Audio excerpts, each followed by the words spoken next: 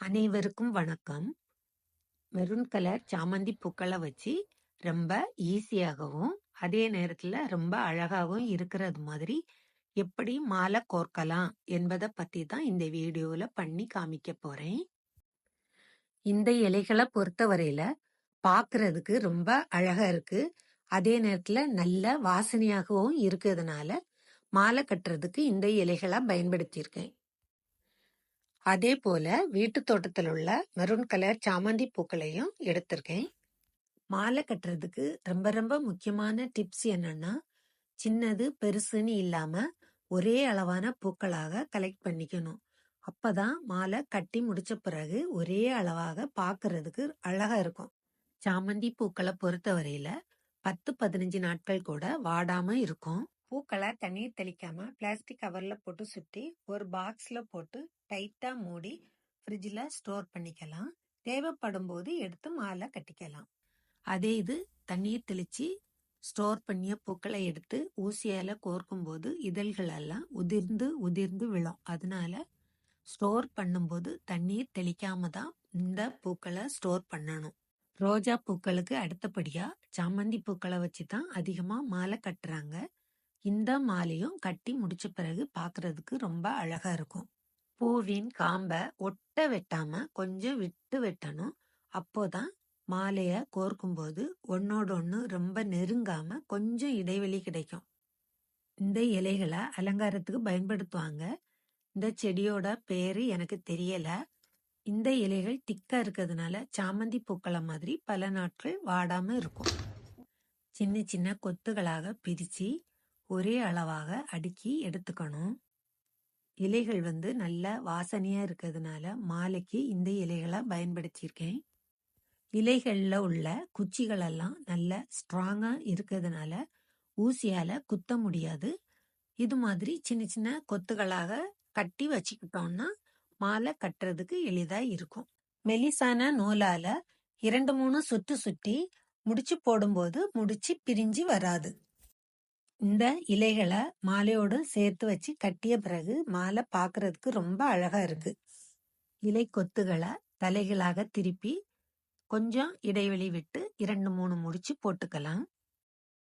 Extra காம்புகளை வெட்டி எடுத்த பிறகு இலை கொத்துகளை விசிறி மாதிரி விரிச்சு விட்டுக்கணும். மாலைக்கு தேவையான இலை கொத்துகளை தயார் பண்ணி வச்சுக்கலாம். நல்ல வாசம் வீசக்கூடிய கொழுந்து, மறிக்குழுந்து, திருநீட்டு பச்சலை போன்ற இலைகளை வச்சும் சாமந்தி பூக்களோட வச்சு சேர்த்து கட்டலாம். மாலை கட்டுறதுக்கு உள்ள நூல் தான் எடுத்திருக்கேன். உள்ள நூலை வச்சு கட்டும்போது பூக்கள் டேமேஜ் ஆகாம இருக்கும். மாலைய தொங்க விடுறதுக்கு வசதியாக கொஞ்சம் நூல் விட்டு பூவின் காம்பை வச்சு ஒரு முடிச்சு போட்டுக்கணும். காம்பு வச்சு நல்லா சுத்தி முடிச்சு போடும்போது இலை கொத்துகள் உருவி வெளியே வராம இருக்கும். இலை கொத்தல் உள்ள முடிச்சு பிரியாம இருக்கிறதுக்கு ஊசியால மெதுவா கோர்த்துக்கணும். இது போல ஒவ்வொரு கொத்தாக ஊசியால குத்தி எடுத்துக்கங்க. சிவப்பு பச்சை கலர் வச்சு கட்டின பூமாலைகள் ரொம்ப அழகா இருக்கும். ஒரு வரிசைக்கு 4 கொத்து அல்லது 5 கொத்து வைக்கலாம். இடைவெளி இல்லாம இருக்கிறது மாதிரி பார்த்து அதுக்கு ஏத்தது மாதிரி கோர்த்துக்கணும். இலை கொத்துகளை ஊசியில குத்திய பிறகு ஒழுங்காக வரிசையாக இடைவெளி இல்லாம சரி பண்ணிக்கணும். நூலில இழுக்கும் போது நல்ல டைட்டா இருக்கும்.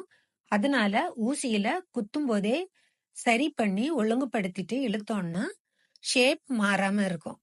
கோர்த்து முடிச்சதுக்கு அப்புறம் ரொட்டேட் பண்ணினோம்னா இலைகள் டேமேஜ் ஆகும், முடிச்சுகள் அவிழ்ந்துரும். பூவின் காம்பை கொஞ்சம் விட்டு வெட்டணும். அப்பதான் இடைவெளியோடு பூக்கள் எல்லாம் தனித்தனியா தெரியும்.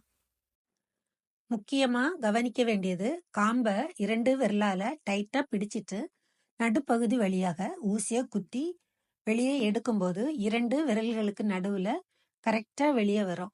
ஓரமா குத்தி எடுத்தோம்னா பூக்கள் ஒரு ஓரமா ஒதுங்கி இருக்கும், சென்டரா வராது, மாலை பார்க்கறதுக்கு அழகா இருக்காது. சாமந்தி பூக்களை ஓரமா ஊசியால குத்தி வெளியே எடுக்கும்போது நிறைய பூக்கள் கிழிஞ்சி டேமேஜ் ஆகும். இந்த முறைய ட்ரை பண்ணி பாருங்க, ஒரு பூ கூட வேஸ்ட் ஆகாது. முதலில் இலை கொத்துக்கள், அடுத்து 3 சாமந்தி பூக்கள், அடுத்து இலை கொத்துகள், அடுத்து 3 சாமந்தி பூக்கள். இப்படித்தான் வரிசைப்படுத்தியிருக்கேன்.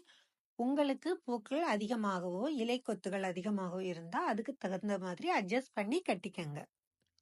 விதவிதமான பூக்களை வச்சு வித்தியாசமான முறையில கட்டிய வீடியோக்கள் பல ஜெய்கா தமிழ் சேனல்ல உள்ளது. இந்த சேனலை சப்ஸ்கிரைப் பண்ணி வச்சுக்கிட்டீங்கன்னா உங்களுக்கு நோட்டிபிகேஷனா வந்து காமிக்கும், பார்த்து தெரிஞ்சுக்கலாம். வீடியோ பிடிச்சிருந்தா கருத்துக்களை கமெண்ட் பண்ணுங்க.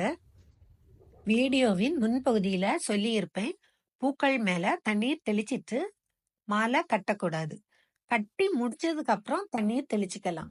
இந்த இலைகளும் பூக்களும் சீக்கிரம் வாடாது.